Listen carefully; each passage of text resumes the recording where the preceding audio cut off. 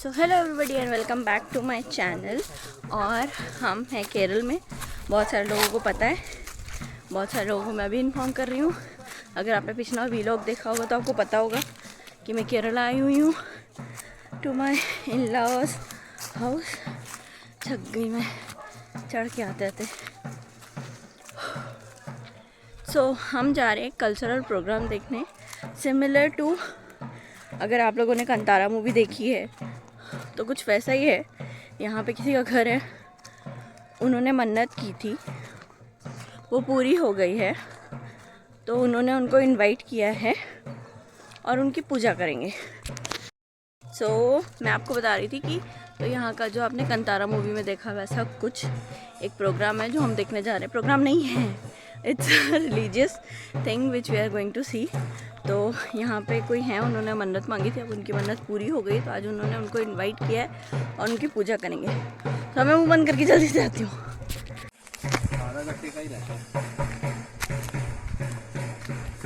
Phone दे दो तो तुम चलो आगे।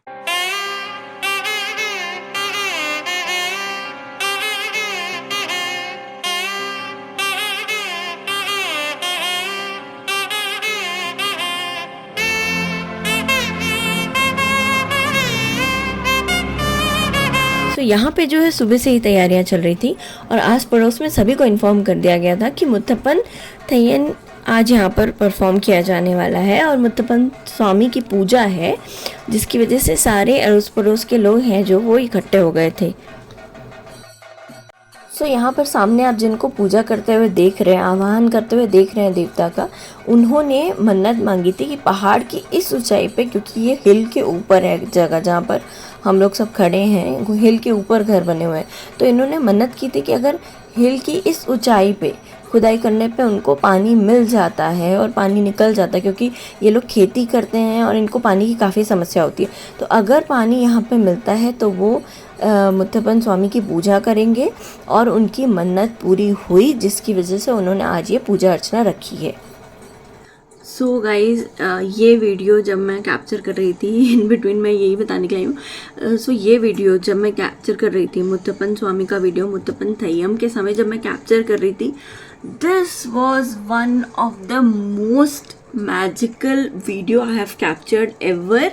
क्योंकि मैं आपको बता नहीं सकती हूँ, मैं जब वो वीडियो शूट कर रही थी, आज तक के अपने इन्फ्लुएंसिंग के करियर मैंने कुछ नहीं तो भी 1000-2000 वीडियोस आराम से बनाए हैं, including my TikTok, YouTube, Instagram और मौज वगैरह सब मिला लोगे तो कम से कम मैंने 1000-2000 वीडियो बनाए हैं। आज तक मेरा camera it have never acted as weird as it have done in this video. इस वीडियो के समय पे इट वॉज टोटली डिफरेंट। मैं आपको बता रही हूँ, बताते बताते आई एम हैविंग गूज़बम्प, क्योंकि मैं आपको बता नहीं सकती हूँ, मेरा camera it just started acting weird. Camera से शूट ही नहीं हो रहा था।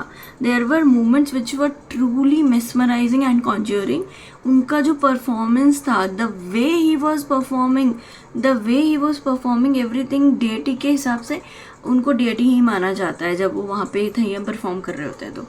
तो जो देव उस समय परफॉर्म कर रहे थे, एक तो वो he was not the man who have started performing, he was into a different trance all together. But उस समय पे मेरा कैमरा बिल्कुल ही वियर्ड एक्ट करने लगा, वीडियोस बंद हो गए, शूट ही नहीं हुए। मैं कैमरा ऑन कर रही हूँ, वीडियो शूट ही नहीं हो रहा है, मेरा फ़ोन गर्म हो जा रहा है, ठीक है, ऐसा कभी नहीं हुआ।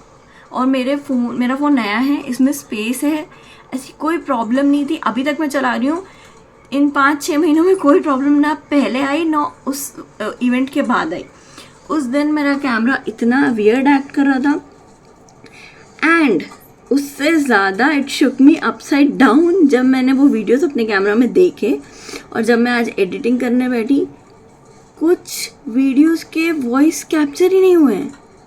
लाइक वीडियो चल रहा है और अचानक से वॉल्यूम गायब है। मैंने इतनी कोशिश की उसको म्यूज़िक को रिट्रीव करने के लिए, but there is no music at all. इतने ढोल नगाड़े बज रहे थे, कभी भी म्यूज़िक के बिना वीडियो शूट नहीं हुआ है। ऐसा कभी नहीं हुआ कि म्यूट पे खुद ही चला गया हो, ऐसा कोई फीचर ही मुझे नहीं पता।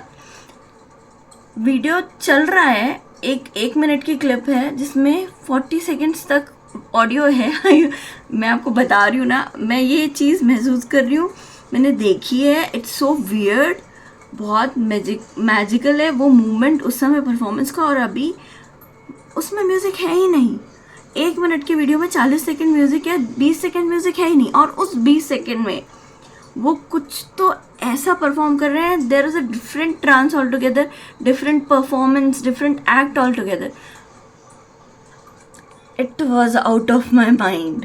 मैं आपको बता नहीं सकती इस चीज़ का एक्सपीरियंस क्या है, जो मैंने वहाँ देखा, जो मैंने महसूस किया, जो मैंने अब महसूस किया एडिटिंग के समय, वीडियोस देखते समय। मुत्तपन स्वामी। सो आप वीडियो एंजॉय करो। मुत्तपन स्वामी की पूजा कॉमनली कन्नूर, कासरगोड, कोझिकोड, मालापुरम रीजन में किया जाता है केरला में, और कूर्ग रीजन में किया जाता है कर्नाटका में। मुत्तपन स्वामी जो है वो 2 हिंदू गॉड का पर्सोनिफिकेशन माने जाते हैं, थिरुवप्पम और वल्लीय मुत्तपन जो कि विष्णु स्वरूप हैं, और वेलटम और चेरिय मुत्तपन जो शिव स्वरूप हैं। सो मुत्तपन थय्यम के जो परफॉर्मर्स होते हैं वो वानन कम्युनिटी को बिलोंग करते हैं केरला में, और जो पूजा रिचुअल्स है वो मुत्तपन के परफॉर्म किए जाते हैं थियर कम्युनिटी के द्वारा। जिस मंदिर में मुत्तपन की पूजा की जाती है उसे मदापुरा कहा जाता है, जिसमें से परासिनी कदावू मदापुरा जो है वो बहुत इम्पोर्टेंट माना जाता है। और क्यों और किस लिए वो आपको आगे जो पौराणिक कथा है इनकी वो मैं सुनाने वाली हूँ, उसमें पता चलेगा। नॉर्थ मलाबार के अयंकरा इलम में रहने वाले अयंकरा देवन और पादीकुटी काफ़ी दुखी रहते थे, क्योंकि शादी के इतने साल बाद भी उन्हें कोई संतान नहीं थी, जिसकी वजह से वो ईश्वर से हमेशा प्रार्थना किया करते थे। एक रात पादीकुटी को सपने में शिवजी ने दर्शन दिए। उसके अगले दिन जब पादीकुटी अपनी दासियों के साथ नहाने नदी के किनारे गई तो पहली डुबकी लगाते साथ उन्हें एक बच्चे की रोने की आवाज़ सुनाई दी। दूसरी डुबकी लगाते ही उन्हें सामने पत्थर पर एक बच्चा दिखा, और तीसरी डुबकी लगाई ही थी कि उनकी एक दासी जाकर उस बच्चे को उनके पास ले आई, जिसके बाद वो बच्चा बहुत ही प्यार और नाजों से अयंकरा इलम में पाला गया। ईश्वर के आशीर्वाद स्वरूप मिले इस बालक को सभी वेदों का ज्ञान दिया गया और उनकी ब्राह्मण तरीके से परवरिश की गई। धीरे धीरे इस बालक में अलौकिक शक्तियाँ दिखाई देने लगी और काफ़ी चमत्कार दिखाई देने लगे। धीरे धीरे इस बालक ने आसपास के निजी जाति के लोगों के साथ दोस्ती करनी चालू की और उन्हें इलम में बुलाने लगे। उसके बाद उन्होंने जंगली जानवरों का और पक्षियों का शिकार करना शुरू कर दिया, और वो उन्हें इलम में लाकर पका के खाने लगे, जिसकी वजह से आसपास के ब्राह्मण लोग, उनके रिश्तेदार और उनके खुद के पिता काफ़ी क्रोधित हो गए। ये सब देख के उनके पिता ने उनको चेतावनी दी और एक दिन वो गुस्से से फूट पड़े और उन्होंने इस बच्चे को इलम से बाहर भेजने का निर्णय लिया। इस पर इस बालक को क्रोध आया और देखते ही देखते उनका तीसरा नेत्र खुल गया, जिसके बाद उन्होंने आसपास के सभी पेड़ों को, खेतों को देखा और वो पल भर में आग में भस्म हो गए। ये देखते ही पादीकुटी तुरंत समझ गई कि ये कोई साधारण बालक नहीं है बल्कि शिव का ही स्वरूप है।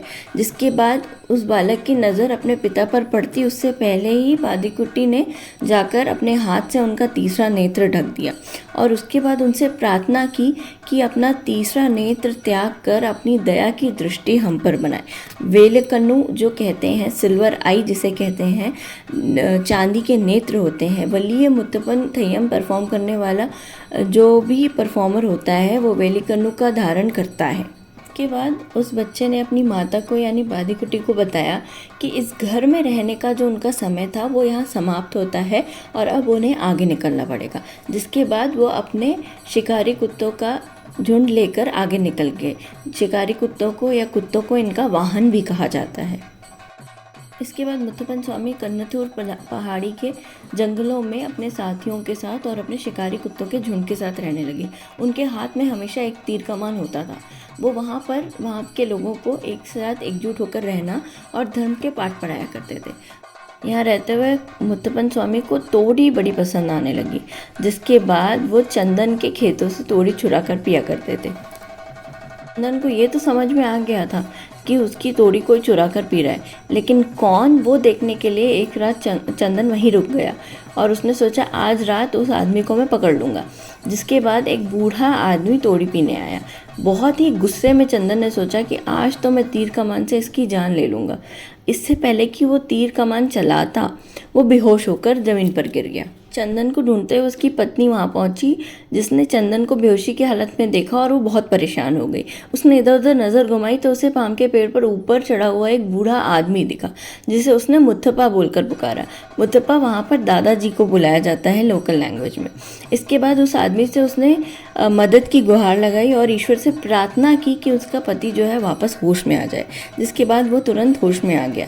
इसके बाद खुशी से उसकी पत्नी ने उबले हुए चने और नारियल उनको चढ़ाया, जिसके बाद मुत्तप्पा स्वामी को उबले हुए चने और नारियल प्रसाद के तौर पर आज भी चढ़ाया जाता है। यहाँ से मुत्तप्पन स्वामी अपनी यात्रा पर आगे निकले और आगे बढ़ते हुए उन्होंने लोगों को जात पात, ऊंच नीच, भेदभाव से परे होकर एक साथ रहना सिखाया और एक दूसरे की मदद करना सिखाया। धर्म के कई पाठ पढ़ाए, ब्राह्मणों को बोला बाकी लोगों को पाठ पढ़ाने और बाकी लोगों को बोला उनकी मदद करने। इस तरीके से वो सभी को एकजुट होकर रहना सिखाते थे। आगे बढ़ते हुए ओडावा के राजा पर इन्होंने विजय हासिल की थी और वहाँ की जो धरती है उसे इस्तेमाल किया 308 मधुपुरा बनाने के लिए और कई सारे पोड़ी कलम बनाने के लिए। जिसके बाद उन्होंने कई बड़े बड़े खेत बनाए, जिससे वो उन लोगों को खाना दिया करते थे जो अपना खाना खुद नहीं कमा सकते या सक्षम नहीं है और बहुत ही गरीब है, उन लोगों को वहाँ से खाना बांटा करते थे। उस काल से लेकर आज तक जो है मुत्तप्पन स्वामी की पूजा की जाती है। मुत्तप्पन थय्यम जो है वो परफॉर्म किया जाता है और एक बहुत ही डिफरेंट तरीका है मुत्तप्पन स्वामी की पूजा करने का, जिसे फॉलो किया जाता है। तो ये जो कथा है मुत्तप्पन स्वामी की, मैंने भी रिसर्च करके ढूंढ के जो है इंटरनेट से निकाली है। इसी के लिए मैं आप सबसे हाथ जोड़कर क्षमा मांगती हूँ अगर कोई भी गलती मुझसे हुई हो इस कथा को सुनाने में, और अगर कोई चीज़ मुझसे छूट गई हो तो प्लीज़ कमेंट्स में बताइए, और अगर कोई भी गलती मुझसे हुई हो तो उसके लिए मैं आप सबसे पहले ही क्षमा मांगती हूँ। और जितनी भी मैंने रिसर्च की है, जो कथा मैंने ढूंढ के निकाली है, जहाँ से मैंने पढ़ के आप सबको सुनाई है, वो सारे जो लिंक्स हैं मैं डिस्क्रिप्शन में डाल दूँगी, तो किसी को भी चाहिए तो वो वहाँ जाके उसको दोबारा से अच्छे से पढ़ सकता है। तो ये जो मुत्तप्पन थय्यम परफॉर्म करने वाले परफॉर्मर हैं, इनको एज अ देव, एज अ डीएटी ही मान के इनकी पूजा की जाती है और यहाँ पर जो भी वो चढ़ावा चढ़ा रहे हैं उनको ये देवता के रूप में स्वीकार करते हैं और इनका जो पूजा है उसको स्वीकार करते हैं। और आगे इस वीडियो को बिना स्किप किए देखिएगा, क्योंकि आपको वहाँ पर वो इंसिडेंट दिखेंगे जो मैंने आपको बताए थे।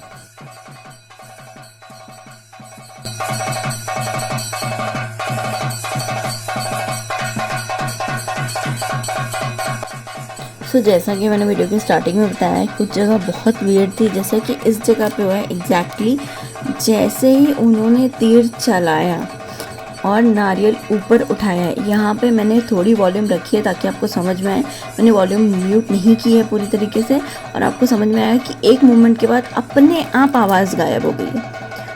इसमें कोई एडिटिंग नहीं है। ये कैसे हुआ मुझे समझ में नहीं आया। मैं वीडियो की स्टार्टिंग में यही बता रही थी कि ऐसे बहुत सारे मूवमेंट्स हैं जहाँ पे ऑडियो रिकॉर्ड ही नहीं हुआ है।